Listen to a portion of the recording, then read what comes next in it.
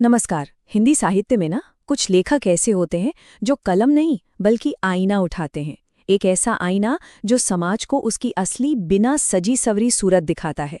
तो चलिए आज हम ऐसे ही एक लेखक काशीनाथ सिंह के साहित्यिक सफर को जरा और करीब से जानते हैं, जिनकी कहानियों में बनारस की गलियां बोलती हैं और आम आदमी का दर्द गूंजता है। अच्छा, तो इस सफर में हम क्या क्या देखने वाले हैं? सबसे पहले हम उनके करियर के एक ऊंचे मुकाम से शुरू करेंगे। फिर हम थोड़ा पीछे लौटकर उनकी जड़ों तक जाएंगे और जानेंगे कि जियनपुर ने उन्हें क्या दिया। इसके बाद हम उनकी सबसे चर्चित कहानियों और उपन्यासों की दुनिया में गोता लगाएंगे, उनकी रचनात्मकता के अलग अलग रंगों को देखेंगे और आखिर में समझेंगे कि आज हिंदी साहित्य में उनकी विरासत का आखिर महत्व क्या है। काशीनाथ सिंह का साहित्यिक सफर दशकों लंबा रहा, लेकिन उसमें एक साल ऐसा आया जिसने उनके नाम को इतिहास में हमेशा हमेशा के लिए दर्ज कर दिया। जी हाँ, वो साल था 2011। यही वो साल था जब उन्हें वो सम्मान मिला जिसका सपना शायद हर भारतीय लेखक देखता है। 2011 में उनके उपन्यास रेहन पर रघु के लिए उन्हें साहित्य अकादमी पुरस्कार से नवाजा गया। और देखिए, ये सिर्फ एक अवार्ड नहीं था, ये तो आप कह सकते हैं दशकों से समाज की नब्ज पकड़कर लिखने वाली उनकी कलम को मिला एक राष्ट्रीय सलाम था। लेकिन सवाल ये है कि इस शिखर तक पहुंचने की कहानी शुरू कहाँ से हुई, इसकी नींव कहाँ पड़ी? तो इसके लिए हमें लौटना होगा वाराणसी के एक छोटे से गांव में, जहां से काशीनाथ सिंह का सफर असल में शुरू होता है। जगह का नाम है जियनपुर, वाराणसी के पास। यहीं 1 जनवरी 1937 को काशीनाथ सिंह का जन्म हुआ।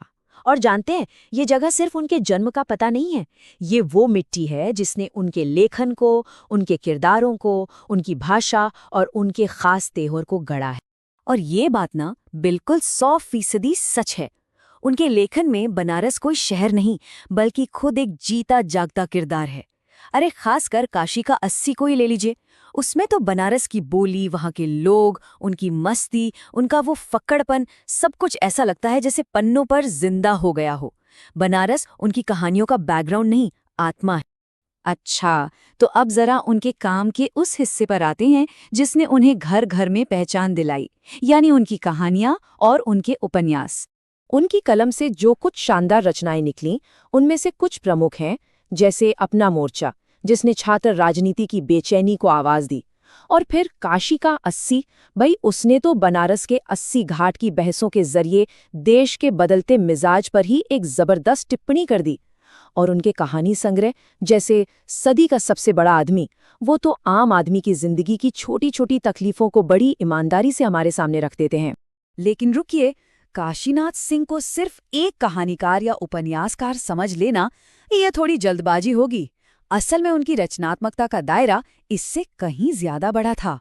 मतलब उनकी रचनात्मक दुनिया सिर्फ कथा साहित्य तक ही सीमित नहीं थी।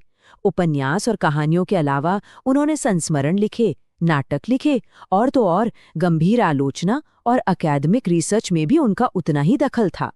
मिसाल के तौर पर उनके संस्मरण याद हो कि न याद हो और आछे दिन पाछे गए को ही देख लीजिए।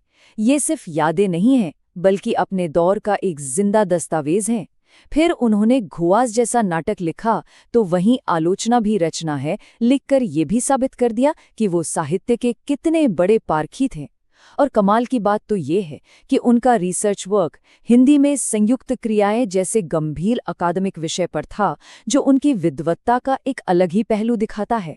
तो देखिए, साहित्य अकादमी पुरस्कार तो करियर का एक बड़ा शिखर था ही, पर इसके अलावा भी उन्हें शरद जोशी सम्मान और साहित्य भूषण जैसे कई और बड़े सम्मान मिले। ये सारे पुरस्कार इस बात का सबूत हैं कि साहित्य जगत ने उनकी आवाज को हमेशा कितना सराहा है। तो इन सब बातों के बाद सवाल उठता है कि हम काशीनाथ सिंह को हिंदी साहित्य में आज किस तरह याद करते हैं? क्या है उनकी विरासत? उनकी सबसे बड़ी विरासत है उनकी बेबाकी, उनकी निडर आवाज। उन्होंने समाज के पाखंड पर ऐसा तीखा व्यंग किया और सच्चाई को बिना किसी लाग लपेट के जैसा देखा वैसा ही लिख दिया। उनका यथार्थवाद बनावटी नहीं बल्कि जिंदगी की धूल मिट्टी में सना हुआ है। वो उन लेखकों में से हैं जिनकी रचनाएं पढ़कर हम शायद थोड़ा असहज हो जाएं, पर सोचने पर जरूर मजबूर हो जाते।